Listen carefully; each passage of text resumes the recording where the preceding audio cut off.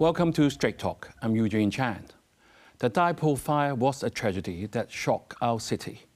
Since then, the Hong Kong SAR government has acted swiftly to provide relief funds, accommodation and support services to the affected residents. Today on Straight Talk, we speak with Secretary Alice Mak and Secretary Chris Sun about what has been achieved, the lessons learned, and how the community can continue moving forward. Our title today asks, how much more can we do? Welcome, Alice, and welcome, Chris. Thank you for having us. So this is one of the most deadliest fights that Hong Kong ever has experienced in our history, with many deaths and quite a number of people injured. And we lost a firefighter, and our deepest condolences to the families affected. Maybe we can start by giving us a brief summary how the SAR government has responded immediately.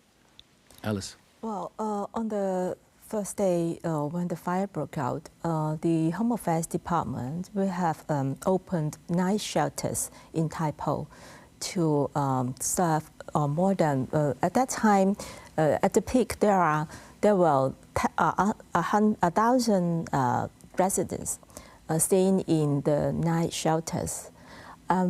This is for the emergency accommodation. We have mobilized our more than 300 care team members, district council members, and also deployed nearly 100 staff from the Home Affairs Department to provide assistance in these shelters. And apart from emergency accommodation, we also provide an emergency relief subsidies for those affected residents, right. For an amount of 10,000 on that day. So apart from these emergency assistance, we have also set up a relief fund, which on the 27th of November, that is the second day of after the fire broke out, we have set up a fund, Tai Po One Foot Court Support Fund. Right. On the first day after the fund was set up, we received almost 0.2 billion from the donations from the residents.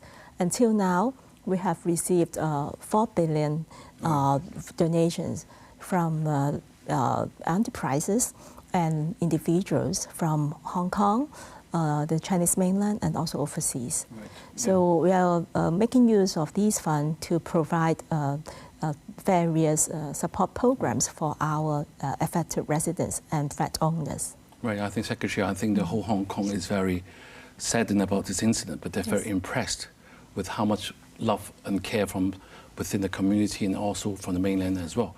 So, Secretary Chris, you know, the fire actually, I've read in the news that it started at 2:51 p.m. and the Chief Executive convened an interdepartmental urgent meeting that very afternoon, and with the Government Emergency Monitoring and Support Centre activated immediately. I'm just interested to know what was it that triggered CE's such prompt and decisive response? I think it's a testimony to the very strong leadership and our attention to what is happening in a society.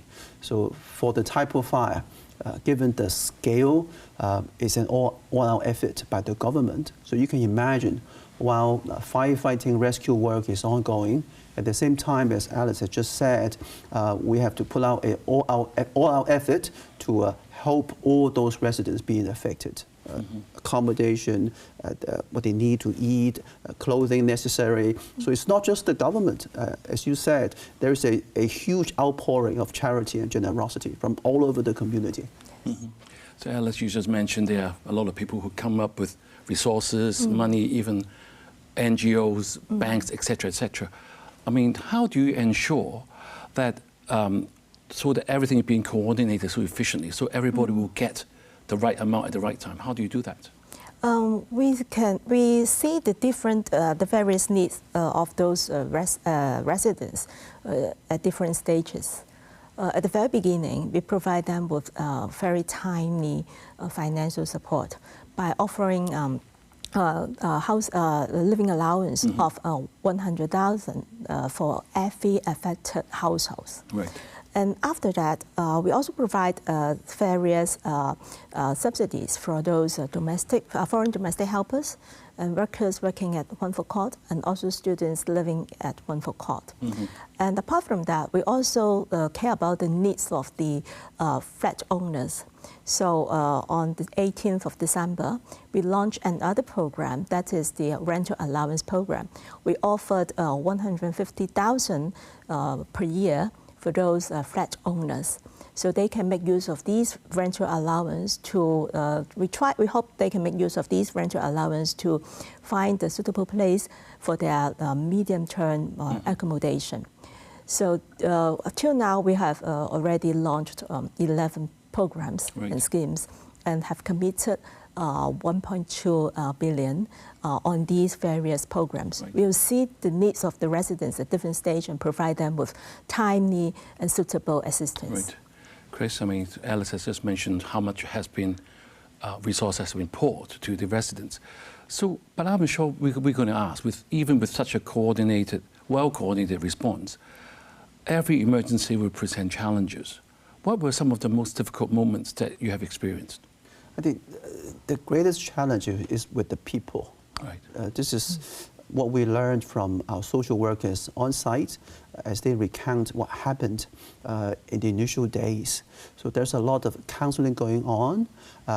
Some who are shocked by the fire, they might not be able to express themselves. So there's a very strong sense of grief.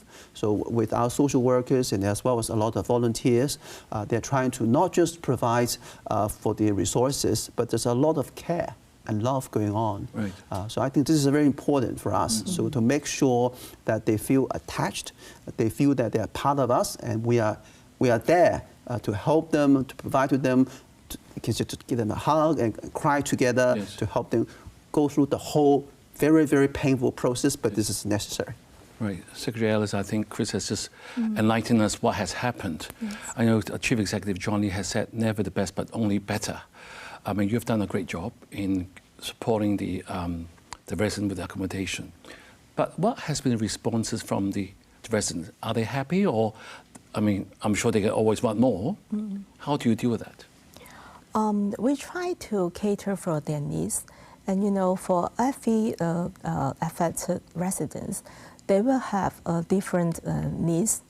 Some, when they have family, will have some family members have deceased, so they will face great sorrow. So we need to help them to go through this very difficult period through providing counseling and also care. And for those with children, so how to ensure that their kids can continue their study as usual, to make sure that children's study won't be affected. So we try to think of various services or assistance schemes to provide assistance to those affected residents. And so I think the close communication with residents is very important. So we have mobilized our care team members and district council members to visit the affected residents and to understand and to know more about their needs and how they think. And so we try to provide what they want and to help them to solve their doubts and to face the challenges ahead. Right. Chris, I think this time the government has looked after all sectors, even including the domestic helpers. Do you find it difficult to communicate with do you have to communicate with the Philippine or the Indonesian consulate as well? I think the whole process is very, very smooth. As you said, I think they are either from the Philippines or from Indonesia. Majority, so yes. almost on day one, the Labour Department just contacted and worked with the two consul generals here in Hong Kong. So actually they went to Tai Po and helped all those working there. Right. So I think I met with the secretary, my counterpart from the Philippines, and we have a great meeting. So he was truly, truly grateful and he appreciates so much about what we did for the foreign domestic helpers. So this is, I think, once again, speaks volumes about the generosity and care about Hong Kong. Right, time for a short break now. We will be back with more Straight Talk.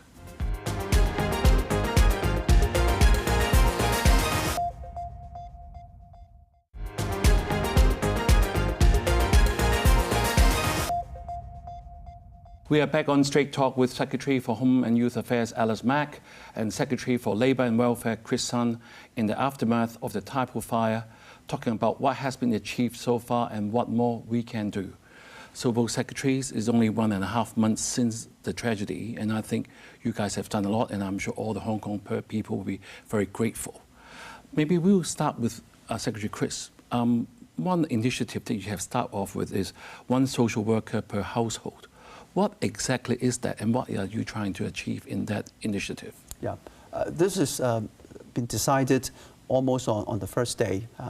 So given the scale and what happened at Tai Po, we believe it's important for us to assign for each household 1 dedicated social worker to help them through the whole process. We don't have a time limit to it. Right. Because for each household, they will have different needs. So instead of having them to contact different parties and different authorities, the best way to help them is to have a central contact point. And for that person, I think the best one will be a social worker. Right. There are altogether 1,984 units at the Wangfu Court. So far we have contacted all except 2. Right. So right now we have registered and come into contact, spoke to them. There is altogether 1,982. So there are 2 units we'll never be able to contact them because we know for 1 unit, the whole household had passed away several years ago. And there's 1 more unit, they've left Hong Kong for many, many years. Right. So for us, we think we have completed all. So we have started the process. Each social worker, by now, I think they have been friends of the household involved, including helping them to apply for and get all the assistance, not just from the government, but also from other private charities. So this is what we've been doing for them. Right now, we are helping them to fill in the questionnaire about the long-term accommodation options. If they have any needs, our social worker is there to help them, including for the elderly one, to go together with them for outpatient clinics. If there is something they need, we try to find for them. And also we have civil service volunteers. So what we need is to help them to deliver things to them.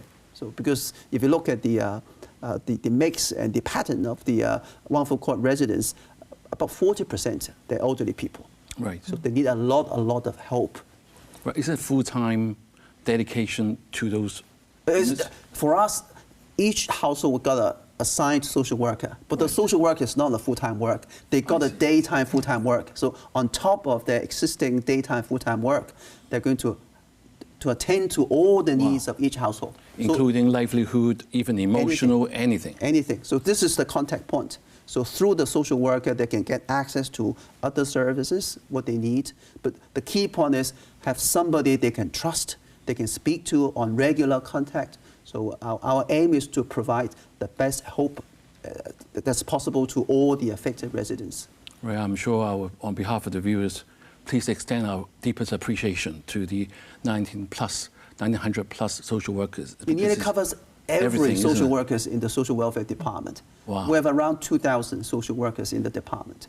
So it's almost full team. More than 90% of all social workers from all ranks. Right. They're all involved and they're all doing the best they can to help the residents. Actually, what kind of services do you find the residents needed most? In the initial weeks, it's mainly for those with relatives deceased at the fire. So we have to help them to went through, first of all, they have to recognize their relatives. There's a huge process leading to the funeral. So the social worker, including clinical psychologists, are with them. There's a lot of emotions going on. I'm sure. So you need somebody to help them. So it will lead eventually, most of our social workers will attend their funerals to counsel them, And then for the rest, for those they need more about accommodation, about getting the assistance, financial or non-financial, the social worker is acting as their middleman to help them to navigate all the application process and to get the assistance for them. So that means save them a lot of efforts, hassle to make sure that they can spend more time with their families and hope that they can recover as soon as possible. Right, I can see teamwork is very important. And that's the reason why we have two secretaries here today telling us the full story. So Alice, another area that I'm sure many viewers will be concerned are where the residents are being housed at the moment, where they're staying. I know there are hotels, there are youth hostels, there are transitional housing, a lot of different types. So how has it been going on? Has everybody been settled nicely now? Well, talking about accommodation issue, you will see that our residents will have different needs at different stages. So at the beginning, after the fire broke out, we have to provide them with emergency accommodation.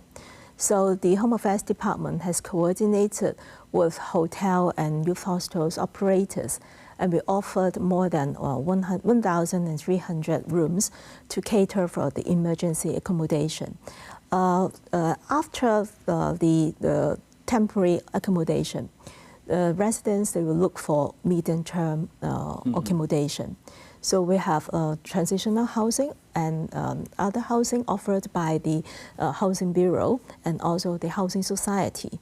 And apart from that, we also, that's why we just now I mentioned about the rental allowance scheme. We launched this scheme to hope that we can, residents can make use of these rental allowance to find a suitable place for their medium-term accommodation. And now we're talking about the long-term accommodation. As you know, the Deputy Financial Secretary is working on this. He has led a task force on exploring various proposals and the best solutions for the long-term accommodation for the residents. Mm-hmm. And I've also read in the news you have actually lobbied the community to not to take advantage of the subsidies and making sure the rent level being offered to the residents is being at a fair market level, right? Yeah, because we've heard from the residents that after the introducing of the rental allowance, when they try to rent a place in Tai Po, they find the rental level is increasing. You know? Yeah. So that's why we urge the community to work together to help and support those affected residents in the One Foot Court by providing reasonable rental places at reasonable prices.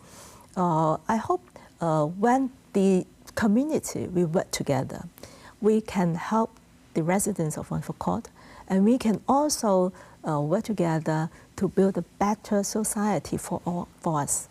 Right. So Secretary Ellis, the Chief Executive has established an independent committee to examine the causes of the fire and the systemic issues in the renovation works. Have you got plans to look to sort of revisit our management ordinance? Do you have any plans to sort of revamp that in the future? In fact, this term of government attaches great importance on building management. As you know, we have already proposed amendment to the building management ordinance, which I think the last time we have this amendment is talking about nearly 20 years ago. Wow. So in 2023, we have proposed amendments to this building management ordinance, and with the support from the Legislative Council, the amendments was passed in 2024 and come into effect last year in July. So, and as I have already told the Legislative Council last year that after the first round of amendments, we're going to propose a second round of amendments to the Buildings Management Ordinance. We will ask for a better or more transparency of the operation of the OC meetings and also their procurement process. We will look into various issues, sensitive issues that the society is concerned about, like the proxy, the handling of proxies, the procurement process, and also the declaration of interests. Right.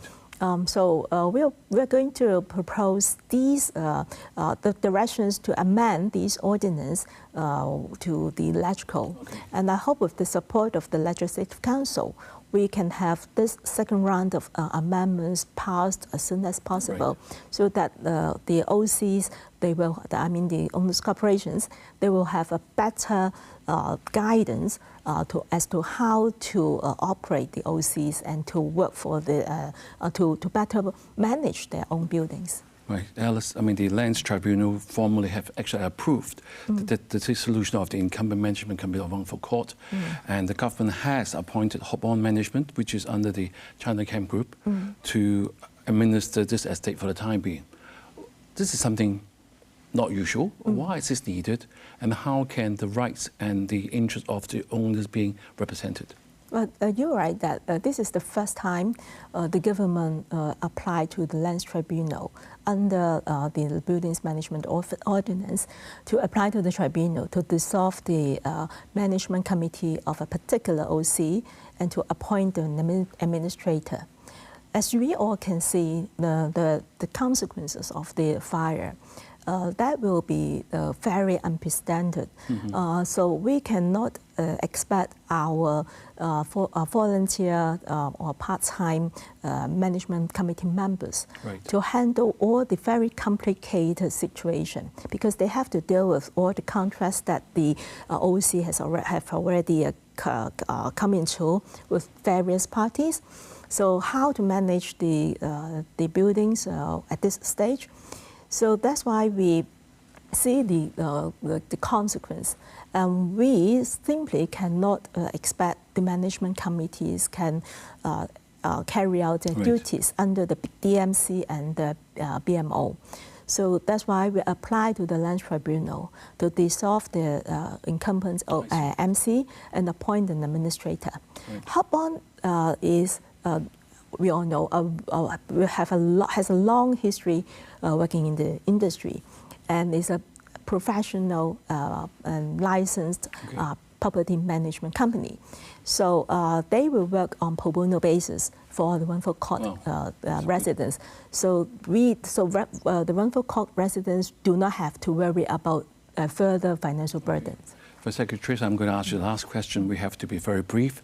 Looking back at this multi-departmental response, which is all effort by the government, what have been the most important takeaways that will strengthen coordination of future emergency situations? I would say, number one, strong leadership. I think this is very clear in this incident, speed.